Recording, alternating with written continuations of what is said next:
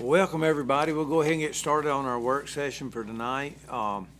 Welcome. If you have an opportunity, take a look at the agenda. If there's anything that you have concerns about or anything, let us know. And we'll move right along. I think there's some ball games people want to get to tonight. So we'll carry on with Dr. Putnam. Okay, thank you, Mr. Chairman. If we may, could we have one agenda to... Absolutely. All right, I'm gonna ask Ms. Barker to go first. She's got some exciting academic performance information. You have a copy of your folders. And I'll turn it over to her. Good evening, Chairman Francis and members of the board. We are so excited. We got some preliminary, we actually got actual data yesterday, and so we have some data pulled for you, and just wanted to hit the highlights for you tonight at this work session, and Monday night I will have a full-blown report for you at the board. So I just want to tell you, first of all, in North Carolina, we have 115 school districts, and Haywood County last year ranked 7th. That was our highest ranking ever. And this year, we continue to be ranked 7th in the state. The interesting thing, Dr. Putnam and I were looking earlier, that the schools that are ahead of us, the school systems ahead of us, are either really large, like Chapel Hill, Carborough, Union, or they're pretty uniquely small. So we're very proud of our position, where we are, and the resources we had. We are very proud to maintain that rank. Those schools, the other schools that were ahead of us, the same schools they were last year, they switched positions a little bit, and we maintained our number 7 ranking. Overall, though, our proficiency went up. So we did go up in proficiency over last year. And so we're very, very proud of that. And I'll share more about that. I do think it's very important at this time. The Western region has 13 counties, and our 14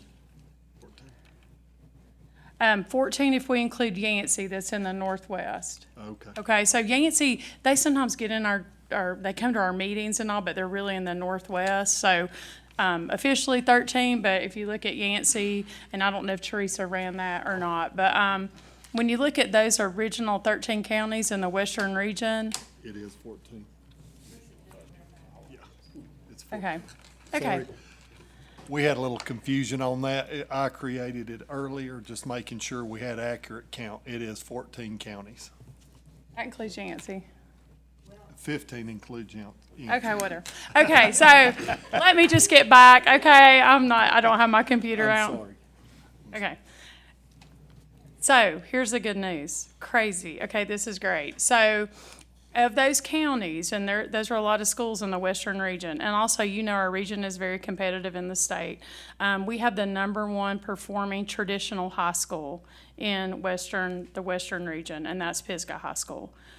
We have the number 1 performing early college in the region, and again, you're talking Jackson, Clay, all the western region, early college, and that's Haywood Early College. Bethel Middle School is the number 1 performing middle school in the western region, and Riverbend Elementary is the number 1 performing elementary school in the region. I will share the state data with you Monday night, but that's a pretty powerful. We have a school at every level that is ranked number 1 in the western region. So when people are looking at school systems and making hard school choices academically, we are a great choice for our families. So we're very, very proud of that. We're also coming off some really tough times in Haywood County, but that has not been an excuse. So we had every reason to fold up and say, this is hard, and our people just went to work. And they're resilient, as Dr. Putnam said, they're compassionate, and they care about our kids. So we're very, very proud of that, and our overall composite going up. So, yes, you can see on the press release that Dr. Putnam has sent out to the media, or is going to send out after sharing with you. You can see the performance composites, and you can also see academic growth and the state letter grades. We have never had a D or F school in Haywood County, and we continue not to have a D or F school. So we're very, very proud of that. If on the back of that, and speaking to D or Fs, you can see on the back of this page the percentage of Ds and Fs in all North Carolina public schools in Haywood County. So I'm very, very proud of the number of A's we have, way above the state, B's, C's, and you can see we have no D or F schools. So as far as the state goes, we're doing very well there. Academic growth, you can see that is a one indicator. It's very different from performance composite, or kids that pass the test. Academic growth are kids that have made a year's growth. And when we get into the details of this Monday night, you can see our third graders this year in our elementary schools. We've still got a lot of work to do. Thanks to you and your board and getting our kids back in school as soon as we can, we feel like we have less of a job to do, but we saw that show up in our third grade this year because they were our students who were at home in kindergarten and first grade in COVID, and when you had a mask on and you couldn't pronounce words and you're learning, sounds, we're seeing that. So we're attacking that really, really hard. We've had the Department of Public Instruction in our elementary meetings this year. We're going to be meeting with them all year and just try to really mitigate that. So we have seen that shown up. Of course, in our middle and our high schools, you see less of that effect. Those children were already, proficient readers and had mastered some of those basic skills. So we have some work to do in our elementaries and our early elementaries, and especially right now with our third and fourth graders, okay? So we had a couple of schools that met last year that did not meet this year, and we had a couple of schools that vice versa. So Bethel Elementary, you can see they met, and that is an improvement over last year, although they have one of the highest performance composites in the state. So performance composite and growth are very, very different. Clyde Elementary did not meet. Hazelwood met. They did not, in the previous 2 years, had not met, so we're very proud of them that they met growth with those students. Jonathan Valley met. Junaluska Elementary, again, a very high performance composite in the state. You'll see their state ranking in elementary schools on Monday night is very high. They did not meet growth. And sometimes in an elementary school, that can be one grade. It can be, it could be a teacher that was out on leave. Maybe there was a substitute in that room. It can be really indicative sometimes of just one group in a smaller school. You really have to dig down in that growth to see. Meadowbrook Elementary exceeded growth for the first time in recent years. North Canton, again, a lot of success there academically. Had the highest, some of the highest kindergarten and first grade scores this year with our reading program that the state requires, but they did not meet growth in our higher grades. And Riverbend met. Bethel met. Canton Middle exceeded for the second year in a row growth at Canton Middle School. We were glad to honor Casey Crick today at the Principal of the Year and bragging on him. Waynesville Middle has not met. Central Haywood does not get that growth measure because they're an alternative school. Haywood Early College met. Pisgah High has exceeded, and probably second or third, second year since COVID, probably one of the highest growth measures you'll see Monday night in the state. And I will say we are very, very proud of Tuscola High School 2. And again, I will give you the specifics this Monday, but I think in the region they were fourth ranked in our region in high schools, with Pisgah being one. So they have really climbed up, and we are so proud of them, and they've met growth for a second year in a row. So performance composites look really, really good, and growth, we still have some work to do in regards to that, but we've had a lot of success there too. I'm very proud overall of our school system, our rank, and the work that our people continue to do. Did anybody have any questions just about the general release? What about comments? I'd just like to congratulate everyone. I know it takes the whole community to get scores like this. I'm talking about the classroom, the parents, the community, the administrators. Everybody was included in this. And to stay seventh in the state and still grow just speaks volumes to the folks here in Haywood County. And we heard that today at the Teacher of the Year banquet. What a great celebration today. And you got great people. I mean, that's enough said. Great people, great students, great parents. And I would just like to add publicly what I shared at the Teacher of the Year luncheon. The rank it's far more than a rank. a rank is just a number, but what it does show you that of 115, our kids will be better prepared and more successful than 108 other school systems. And that, if you heard the message from the teachers and from the principals present at the Teacher of the Year luncheon, it was about relationships, it was about investing in kids, it was about seeing individuals and not numbers, and being motivated and compelled to make sure they had the very best education they could have. And so we'll talk a lot about rank, and I think it's important to measure that with it's kids, and it's more than numbers, and it is compassionate teachers and resilient teachers, and it is compassionate kids and resilient kids. It's custodians who make sure they got a clean, safe place to go to school. It is cafeteria workers who make sure they have a good, nutritious meal. It's bus drivers that make sure they get to and from school safely. It's secretaries who answer the phone and make sure they know how to get home and that they have their medicine. It's our school nurse. It's everybody, and it's parents standing with us as we try our best to educate their child. And the decisions all of you make and allowing us to do our job and supporting us. So it truly, it sounds cliche, it takes a village, but it truly does. It takes everyone investing in kids to get this kind of performance. That's exactly what I was getting ready to say. It takes a village. It takes everybody. And what Casey Crook said, that Jill told him, that you never give up on any kid. You never give up on them. And that's what our teachers and staff, they invest in every student, give them the best education. I think that shows in numbers. And I appreciate, your support, and I also appreciate your support in the community, because we're in trying times, and y'all understand that in public education. But any parent that's listening or anybody, I would just welcome them to come in and let us talk to them about what our public schools have to offer, and maybe dispel some of the myths that are out there.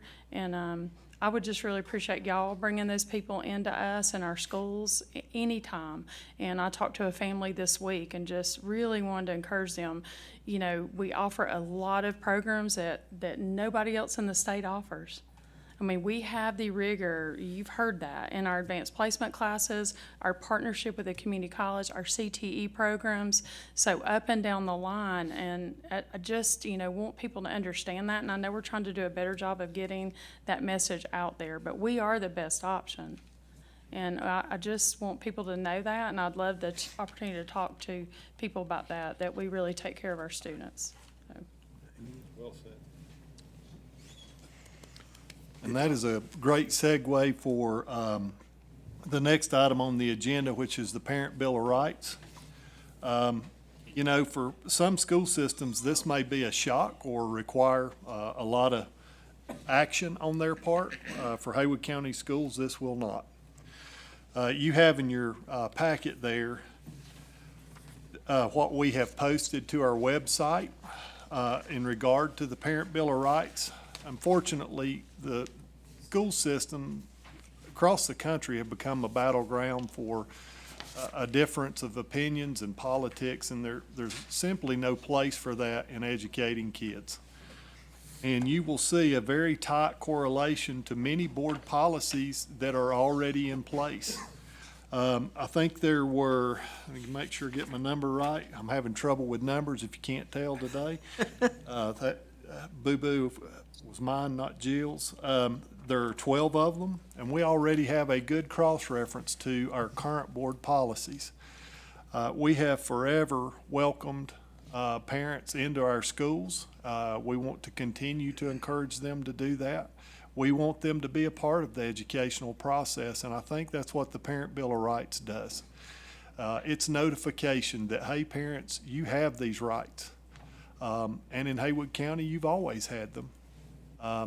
But I want to take the opportunity to point you to them. We have policies already established that provide these rights. And if you look at number one, Policy Code 3540 already addresses the right or to consent or withhold consent for participation in reproductive health and safety. We already have a policy on that.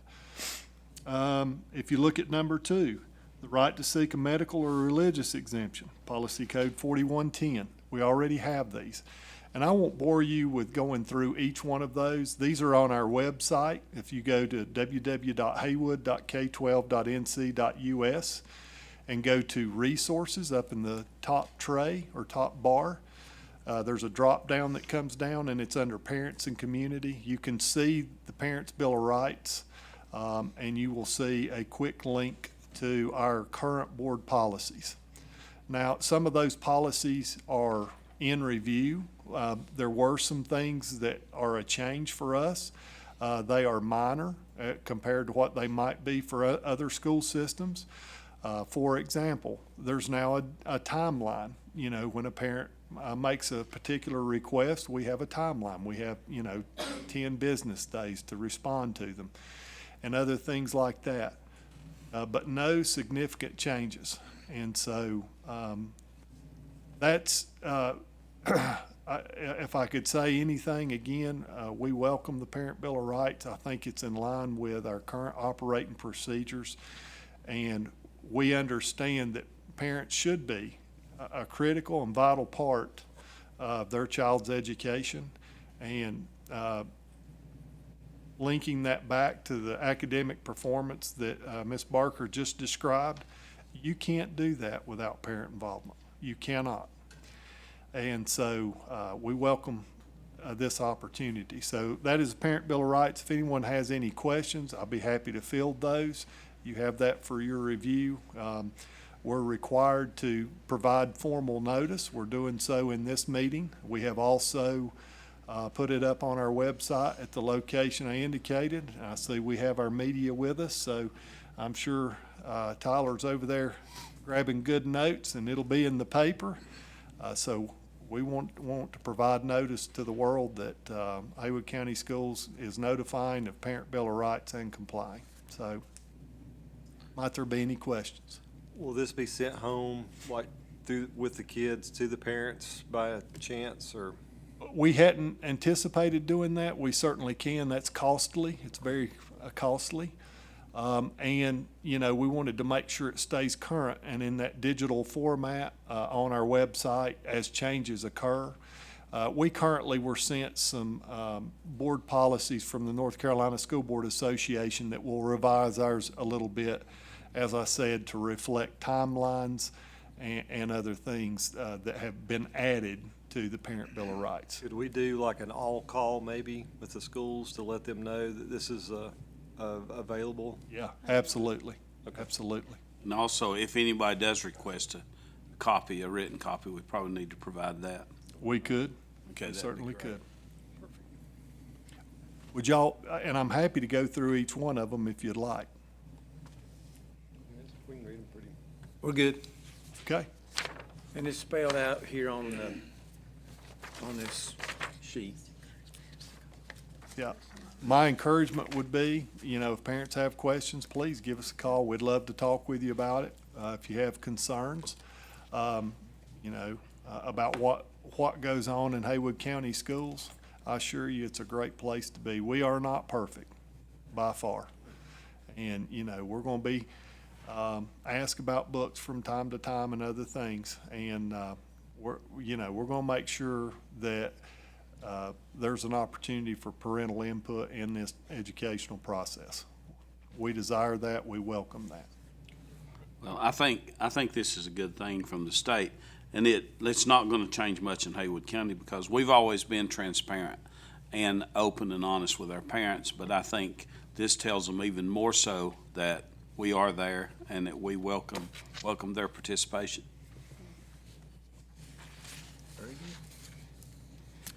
All right, and I will, the very nice form or sheet that's all compiled on, I will take zero credit. Mr. Haynes and his assistant, Ms. Swanger, put that together and made it look nice. I just get to read off of it, so. Thank you for doing that, Mr. Haynes. You're welcome, and I've lost my voice. So this is going to be painful, and I'm sorry. Feels fine. So I just have one thing on the property update. Just want to let you all know that, I don't know whether I can handle this. do you want to just read it? No, or maybe I'm okay for a It second. hurts me, I'm sorry. Yeah. So we did rezone. That has happened. It's a mixed-use overlay. Our reimbursement for the property purchase is happening. It's on the way. We should have it in a week or two, hopefully.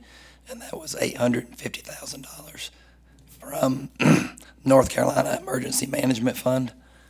And then we have sent out the RFQ for qualifications for the architect for the property, for the project. Very good. Sorry. Just to recap, we received $850,000 from North Carolina Emergency Management. The property has been rezoned as a multi-use overlay. And so that $850,000 offsets the price. That's roughly half of it. There's still a little over 1.7 million available for construction of the IT, which is our critical infrastructure just next door, and replacement of this boardroom. And at that point in time, we hope to be able to vacate this property. Mr. Haynes pointed out that, in government, you have to put out an RFQ. Basically, it's a request for qualifications from qualified designers, architects, engineers that would like to design the project. Once those come in, those will be brought to Building and Grounds. Building and Grounds will review and say, we like this one. They seem like a reputable company that can design our project. And after we've selected a firm for design, then we'll put out an RFQ for a builder. And again, it will come back to Building and Grounds for review and a full vote of the board to select a builder to complete the project. So, and those are also can be found on our website, those RFQs. So if anyone's interested in bidding on those projects, and we actively search too, we actively put those out to firms or companies who can do that type of work. So, might there be any questions? Did I cover it all, Mr. Haynes? Yeah, what he said. Yep. Perfect. Very good. Just a thumbs up, that's all. Yeah. Sounds great. And Mr. Chairman, those are the only items we had for open session tonight. We'd be happy to entertain any other items or questions you might have. Anybody else? All right. Well, then I'll need a motion. Well, we'll go ahead and, this meeting will be adjourned, even though it's not an official meeting, it's just a work session, but I need a motion to go into closed session. Motion. Mr. Burnett's made the motion, second Mr. Nesbit. Any question or discussion on the motion on the floor? And this will be the only action we'll take is going in and out of closed session tonight, just so the public knows. All those in favor say aye. Aye. Opposed? Motion carries with the people that are present. The other folks that aren't here, I'll mention, had other arrangements or engagements. I know Mr. Rogers is not working, and the others are at ball games or various and sundry things. All right, we'll go into closed session. Thank you.